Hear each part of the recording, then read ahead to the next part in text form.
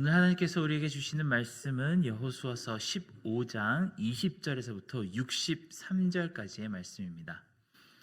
여호수아서 15장 20절에서 63절까지의 말씀입니다. 오늘은 본문이 44절이나 되는 긴 본문이라 제가 봉독해 드리겠습니다. 유다 자손의 지파가 그들의 가족대로 받은 기업은 이러하니라. 유다 자손의 지파 남쪽 끝 에돔 경계에 근접한 성읍들은 갑세엘과 에델과 야굴과 기나와 디모나와 아다다와 게데스와 하솔과 인난과 십과 델렘과 부알롯과 하솔과 핫다다와 그리옷 헤스론 곧 하솔과 아몬과 세마와 몰라다와 하살갓다와 헤스몬과 벳벨렛과 하살 수알과 브엘세바와 비스요다와 바알라와 임과 에셈과 엘돌랏과 그실과 홀마와 시글락과 만나와 산산나와 르바옷과 실힘과 아인과 림몬이니 모두 29성읍과 그 마을들이었으며 평지에는 에슬다올과 소라와 아스나와 사노아와 엔간님과 답부아와 에남과 야르뭇과 아둘람과 소고와 아세가와 사아라임과 아디다임과 그데라와 그데로다임이니 14성읍과 그 마을들이었으며 스난과 하다사와 믹달갓과 딜르앗과 미스베와 욕두엘과 라기스와 보스갓과 에글론과 갑본과 라맘과 기들리스와 그데롯과 벳다곤과 나마와 막게다니 16성읍과 그 마을들이었으며 림나와 에델과 아산과 입다와 아스나와 느십과 그일라와 악십과 마레산이 9성읍과 그 마을들이었으며 에그론과 그 촌락들과 그 마을들과 에그론에서부터 바다까지 아스돗 곁에 있는 모든 성읍과 그 마을들이었으며 아스돗과 그 촌락들과 그 마을들과 가사와 그 촌락들과 그 마을들이니 애굽 시내와 대해의 경계까지 이르렀으며 산지는 사밀과 얏딜과 소고와 단나와 기랏산나와 곧 드빌과 아낙과 엘스드모와 아님과 고센과 홀론과 길로이니 11성읍과 그 마을들이었으며 아랍과 두마와 에산과 야님과 벳답부아와 아베가와 훔다와 기랏아르바 곧 헤브론과 시올이니 9성읍과 그 마을들이었으며 마온과 갈멜과 십과 유다와 이스라엘과 욕드암과 사노아와 가인과 기브아와 딥난이 10성읍과 그 마을들이었으며 할훌과 벳술과 그돌과 마라과 벳아롯과 엘드곤이니 6성읍과 그 마을들이었으며 기랏바알 곧 기랏여아림 랍반이 2성읍과 그 마을들이었으며 황해에는 벳아라바와 밑딘과 스가와 닙산과 소금성읍과 엔게디 6성읍과 그 마을들이었더라. 예루살렘 주민 여부스 족속을 유다 자손이 쫓아내지 못하였으므로 여부스 족속이 오늘까지 유다 자손과 함께 예루살렘에 거주하니라. 아멘.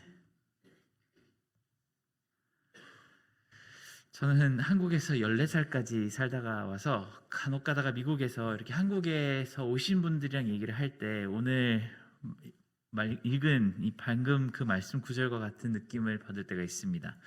이게 말씀을 듣다 보니까 굉장히 중요한 지명인 것 같은데 한국 사람으로서 모르면 안 되는 지명인 것 같은데도 처음 들어보는 장소라서 그냥 아는 척을 하며 열심히 듣는 그런 때가 있습니다. 오늘 말씀에는 이 44절이나 되는 굉장히 긴 지면을 통해서 유다 지파의 분깃으로 주어진 장소가 어느 지역들인지를 기록하고 있습니다. 몇 가지는 오늘 추워서가 아니라 진짜 발음하기도 어려울 만큼 생소한 지명들을 이야기하고 있고요. 대부분의 지명들은 성경 전체에서 다시는 등장하지 않는 그런 지역들도 있습니다. 그럼에도 불구하고 여호수아는 굉장히 명확하게 유다 자손들에게 분깃으로 주어진 이 지역들을 세세하게 기록하고 있습니다. 이것을 이렇게 자세하게 기록하는 데에는 굉장히 중요한 이유가 있습니다. 당시 사람들에게는 그저 이런 지역을 여호수아로부터 받았더라 이렇게 이야기하는 역사적인 의미를 가지고 있지는 않습니다. 이들에게 하나님의 언약에 따라서 영원히 그 자손들이 누리고 그 안에서 살 그 땅이었기 때문입니다. 이들이 시점에서 볼 때에는 절대로 이 땅은 빼앗길 수도 없었고 매매로 다른 사람들의 소유로 넘어갈 수도 없었으며 혹여나 어떤 일이 있어서 그 땅의 소유권을 잃어버린다고 해도 하나님께서 어떻게든 다시 찾아주실 것이라고 확실하게 믿었던 그들의 분깃이었습니다. 그러니 땅 문서를 기록하듯이 아주 자세히 이런 방식으로 이 땅의 영원한 주인이 바로 유다 지파 사람들이라는 기록을 남겨두었습니다. 지금까지도 이스라엘 사람들은 이 땅의 주권을 주장할 때 성경에 이런 부분들을 자료로 사용하곤 합니다. 오늘 말씀에 나온 영역들을 지도에서 살펴보면은 모든 12지파의 영역 중에서 가장 방대한 구역을 분깃으로 받았음을 알 수 있습니다. 이스라엘은 얼추 이렇게 직각삼각형 모양으로 생겼는데요. 이 중간 지점쯤에서부터 이 아래로 있는 땅 전부가 유다의 땅입니다. 중간에 섬 같은 모양으로 시므온 지파의 땅이 있는 것만 제외하면 서쪽에는 지중해를 끼고 거대한 평야를 지나서 동쪽의 산지지대까지 심지어 남쪽으로는 애굽 시내까지 닿는 커다란 영토를 유다 지파가 분깃으로 땅으로 받았습니다. 왜 유다 지파가 가장 커다란 땅을 받았는지 그 이유는 우리가 민수기에서부터 찾아볼 수 있습니다. 단순하게 보면 다른 지파보다 분깃을 상속으로 받을 만한 인구가 가장 많았기 때문입니다. 민수기의 맨 앞부분과 뒷부분에는 우리가 사람들의 인구가 조사되어 있는 것을 볼 수 있는데 이스라엘 군대의 숫자가 총 60만 명에 가까웠다고 합니다. 그 중에 10%가 넘는 7만 5천 명이 바로 유다 지파에서 나온 군대입니다. 12지파가 있는데 한 지파에서만 10%가 넘는 사람들이 군대가 나온다고 했다면 유다가 얼마나 다른 지파보다 그 사이즈가 컸는지 우리는 곧바로 이해할 수가 있습니다. 또한 민수기에서 보면은 이런 이유 때문인지 이스라엘 진영이 움직일 때 유다 지파가 가장 선봉으로 섰다고 기록되어 있습니다. 특별히 가나안 땅에 살던 이 거인 같고 힘센 민족들을 전쟁 앞에서 진멸할 때 가장 앞서 나가 적군을 맞이한 것이 바로 유다 민족입니다. 여호수아의 군대는 그들이 불순종했을 때를 빼고는 거의 전사자가 없었다고 합니다. 그러나 이 정복 전쟁이 다 끝났을 때에도 7만 명이 넘는 이 유대 지파의 군대는 그 숫자를 온전히 보존할 수 있었다고 합니다. 그런 이유로 유다 지파는 이 다른 모든 지파들보다 훨씬 더 커다란 땅을 상속받을 수 있었습니다. 이러한 역사적인 배경은 우리가 나중에 왕정시대 다윗과 솔로몬의 시대가 시작되었을 때 그 다윗 왕가가 어떻게 세워졌고 그 세를 불릴 수 있었는지를 이해할 수 있는데 가장 중요한 역할을 하게 됩니다. 처음에는 유다와 베냐민만 다스리던 이 다윗이 어떻게 12지파 모두를 다스리는 왕으로 성장하는 그 영향력을 가질 수 있게 되었는지 그 바탕을 이해하는 한 가지 초석이 되곤 합니다. 우리는 오늘 이 말씀을 읽을 때 이 어렵고 생소한 이스라엘의 지명을 읽을 때 어떤 묵상을 해야만 할까요? 대부분의 현대교회 성도들은 이런 말씀을 읽을 때 깊이 묵상을 하거나 나의 마음에 와닿는 한 구절을 찾기보다는 거의 그저 훑고 넘어가는 그런 지역의 이름들로 우리가 바라볼 것입니다. 아무도 이 말씀을 놓고 깊이 한두 시간을 묵상을 한다거나 심지어는 암송을 하려고 하는 사람은 거의 없었을 것이 분명합니다. 그런데 놀랍게도 유대인들에게는 이 말씀을 자자손손 들려주면서 꼭 외우고 절대 잊어버리지 말라고 신신당부했을 만한 지명들의 이름들입니다. 이것을 한번 현대식으로 해석을 해보겠습니다. 여러분이 평생 모은 큰 돈을 어느 은행 금고에 넣어두었는데 그 은행 금고를 열 수 있는 그 비밀번호를 자녀들에게 대충 이렇게 지나가듯이 알려주시겠습니까? 물론 그 정도로 돈이 없어서 말을 못 해준다고 하실 수는 있겠지만 만약에 후대를 위해 정말 아끼고 아껴서 모아놓은 커다란 재화가 있다고 하면 가장 안전한 방법으로 가장 확실한 방법으로 전달하려고 모든 노력을 아끼지 않을 것입니다. 아마 비밀번호를 가장 길고 안전하게 설정한 다음에 철저하게 외우고 잊어버리지 않도록 아이들에게 가르쳐 주겠죠. 아마 그런 심정으로 오늘 말씀을 유다 지파 사람들은 받고 자기 후손들에게 전해 주었을 것입니다. 특히 이 유다 백성들이 나중에 바벨론의 포로로 끌려갔을 때 수백 년 만에 처음으로 이 땅의 주권을 빼앗기게 되었을 때 유대 백성들은 자녀들에게 이 지명을 다시 한번 주의 깊게 외우도록 했을 것입니다.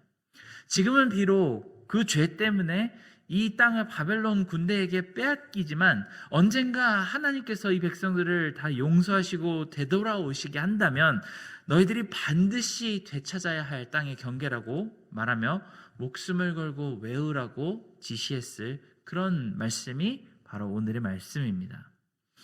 만일 그 자녀들이 되찾지 못한다면 그 뒤에 후손에게라도 반드시 찾으라고 명했을 땅이 오늘 말씀에 나온 이 땅입니다. 그도 그럴 것이 유대인들은 부활의 몸을 입게 되는 그날에 영원히 거주하고 살 땅이 바로 오늘 읽은 말씀에 나오는 그 지역이라는 신앙을 가지고 있었기 때문에 이 땅의 이름들은 절대로 잊어버려서는 안 되는 그런 땅의 이름들이 되었습니다. 우리는 이미 신약의 성도로서 하나님께서 우리에게 주시는 영원한 분깃이라는 게 그 팔레스타인 땅에 있는 작은 땅이 아니라 하나님 나라라는 사실을 이미 잘 알고 있습니다. 성경은 우리가 그 땅을 영원히 잃어버리지 않을 것이고 우리가 하나님과 함께 영원히 가꾸면서 살 곳이라고 약속하고 있습니다.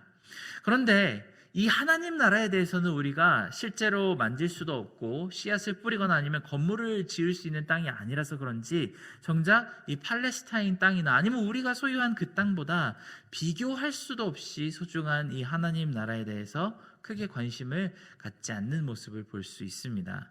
몇몇 소그룹에서 하나님 나라에 대해서 저도 이야기를 나눠보았는데 많은 사람들이 지금은 그 하나님 나라에 대해서 참 와닿지도 않고 관심이 크게 갖지 않는다고 그렇게 솔직히 고백하는 사람들이 더러 있습니다.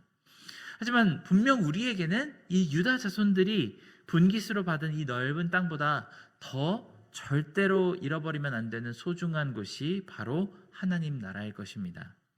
우리는 유대인들이 포로로 끌려가면서 갈급하고 다급한 마음으로 이 땅의 이름들을 자녀에게 외우게 했던 그 마음으로 하나님 나라를 바라보고 있을까요? 그 땅을 구체적으로 확실한 비전으로 마음속에 품고 기다리고 있는 중일까요? 만약에 그렇지 않다면 오늘 말씀을 다시 한번 차분히 읽어보았으면 좋겠습니다. 만약에 우리가 영원히 주어진 그 땅 가운데서 먹고 마시고 누리고 가꾸며 관리하고 살 곳이라고 우리가 생각한다면 그것이 우리의 진짜 재산이 될 수 있다고 생각한다면 우리가 그냥 아무런 관심 없이 훑어 지나갈 수 있는 구간인지 아니면은 정말 더 깊이 묵상해봐야 하는 그런 구간인지 충분히 이해할 수 있습니다. 그렇다면 우리에게 주어진 하나님 나라에 대한 말씀을 하는 구간들을 정말 깊이 다시 읽고 묵상하며 암송해야 하지 않을까요? 마태복음에 넘치는 하나님 나라에 대한 설명과 요한계시록에 나오는 그 하나님 나라에 대한 소망을 우리 마음속에 품고 우리 자녀들에게도 가르쳐야지 될 것입니다. 오늘 이 말씀을 통해서 우리 마음에 성령님이 주시는 하나님 나라에 대한 갈망이 새롭게 되기를 간절히 기원합니다. 오늘 말씀에는 이 영광스러운 승리와 이 분깃을 얻게 되는 기쁨 안에 어두운 그림자 하나가 끼어 있습니다. 바로 여부스 족속을 쫓아내지 못했다고 하는 그 마지막 말씀입니다. 이 여부스 족속은 무려 다윗 왕의 시기까지 살아남는 예루살렘의 주민이었습니다. 예루살렘이라고 하면 우리가 너무나도 잘 알듯이 다윗 왕의 수도성이 예루살렘입니다. 현재까지도 모든 유대인들의 마음의 수도로 삼고 있는 것이 바로 예루살렘이고 심지어는 이스라엘이나 유대인들을 부를 때 예루살렘아라고 부르는 경우가 많을 정도로 이 커다란 상징성을 가진 도시가 바로 예루살렘입니다. 이렇게 중요한 곳에 아직 쫓아내지 못한 척 그들의 타협으로 인해 남겨진 대적인 여부스 족속이 여전히 남아있다고 기록되어 있습니다. 이 성경에 대한 많은 묵상집들과 특히 오늘 생명의 삶의 말씀을 보면은 이 말씀을 보고 타협하지 말고 마음속에 있는 여부수 족속을 몰아내는 그 역할을 하는 무언가를 깨끗이 정리하라고 단호히 없애라는 메시지를 우리에게 전달합니다. 그리고 저 또한 이 말씀의 메인 메시지가 그것이 맞다고 생각합니다. 하지만 우리의 삶을 돌아보면 우리 가운데 있는 이 악의 조각, 이 여부수 족속과도 같은 이 악의 우리 마음속에 있는 악의 조각을 우리 힘으로는 완전히 도저히 몰아내기 힘들다는 사실을 우리가 계속해서 경험할 수 있습니다. 물론 한번 특별한 결심을 통해서 잠시 떼어놓을 수는 있지만 언젠가 우리의 마음이 한 번씩 약해질 때마다 슬그머니 고개를 들고 우리에게 또다시 그 주권을 주장하는 것이 바로 이 여부수 족속과도 같은 우리 마음속의 죄라는 사실을 우리는 잘 알고 있습니다. 이 유대인들의 역사를 보면 다윗 왕, 이 하나님의 마음에 합한 주께서 세우신 왕이 오기 전까지는 이 여부수 족속을 완전히 없애지 못하는 모습을 우리는 볼 수 있습니다. 그리고 이것은 우리 또한 아마 마찬가지일 것입니다. 우리의 의지로는 그 작은 악의 조각을 완전히 아주 없애지 못합니다. 때로는 우리가 질 때도 있고 또 때로는 우리가 이길 때도 있을 것입니다. 우리의 마음의 중심이 예루살렘 성과 같은 그 곳은 엎치락뒤치락하며 우리는 여부스와 우리 성령님과 함께 그 주권을 계속 흔들어대는 우리 자신을 볼 수 있을 것입니다. 하지만 마지막 때가 되어서 오직 다윗과 같은 왕 예수 그리스도께서 이 여부수 족속을 완전히 멸해 주시지 않는다면 우리는 소망이 없다는 사실을 끝내 고백하게 됩니다. 우리는 성경을 통해서 가장 효과적으로 가장 확실하게 단번에 죄를 다룰 수 있는 방법을 배웠습니다. 그것은 우리가 우리의 의지로 죄를 몰아내는 것이 아닙니다. 바로 예수님께 의지하는 것입니다. 그 보혈을 바라고 희생을 기억하고 성령 하나님께 우리의 마음을 의탁하는 방법이 가장 확실하고 효과적인 방법으로 우리 마음속에서 여부수 종족을 몰아내는 방법일 것입니다. 우리 결심으로 죄를 이겨낼 수 있을까요? 그럴 수가 없습니다. 만약에 우리가 결심으로 죄를 이겨낼 수 있었다라고 한다면 예수님은 굳이 십자가에서 죽으시지 않으셔도 됐을 것입니다. 우리 의지로 온전히 악행을 전부 끊어낼 수 있을까요? 절대로 우리는 그렇게 할 수가 없습니다. 만약에 그럴 수 있었다면 하나님께서 이 성경 말씀을 이렇게 길게 우리에게 주지도 않으셨을 것이고 성령 하나님이 우리 가운데 내주하실 필요도 없었을 것입니다. 오늘 말씀은 굉장히 뚜렷한 두 가지 메시지를 우리에게 전하고 있습니다. 영원한 분깃의 소중함에 대해서 다시 한번 우리에게 일깨우는 말씀을 담고 있습니다.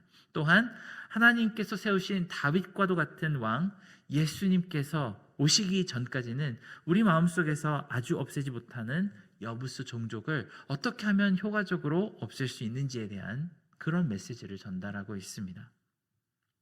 오늘 하루를 살며 우리는 이 하늘나라 분깃, 우리가 영원히 거주하고 누리게 될 하나님께서 주실 상급에 대해 더 깊이 묵상하는 시간이 되시길 바랍니다. 또한 우리 죄와 선하지 못한 그 행실들을 온전히 하나님께 맡겨서 자유함을 누리는 그런 시간이 되시길 주님의 이름으로 축원합니다. 함께 기도하겠습니다. 사랑하는 하나님 아버지, 우리에게 하나님께서 주신 영원한 나라의 분깃을 정말 소중하게 생각하고 오늘 읽었던 말씀처럼 너무 생소해서 어느 부분에서 우리가 묵상을 해야 될지 헤매었던 그런 마음이 아니라 정말 한 이름 한 이름들의 고울들을 우리가 바라보며 이것이 영원히 우리에게 주어진 분깃이라는 것을 생각하는 것처럼 더 깊이 하나님께서 우리에게 가르쳐 주신 하나님 나라를 묵상할 수 있게 도와주시기를 원합니다. 우리 마음속에 항상 우리를 괴롭게 하는 여부수 족속과도 같은 죄가 있음을 고백합니다. 하나님께서 세우신 다윗과도 같은 왕 예수 그리스도의 보혈로 이 죄를 온전히 끊어내 주시고 우리 마음속의 주권을 성령님께 올려드리는 그런 하루가 되게 하여 주시옵소서. 모든 은혜 감사드리며 예수님의 이름으로 기도드렸습니다. 아멘.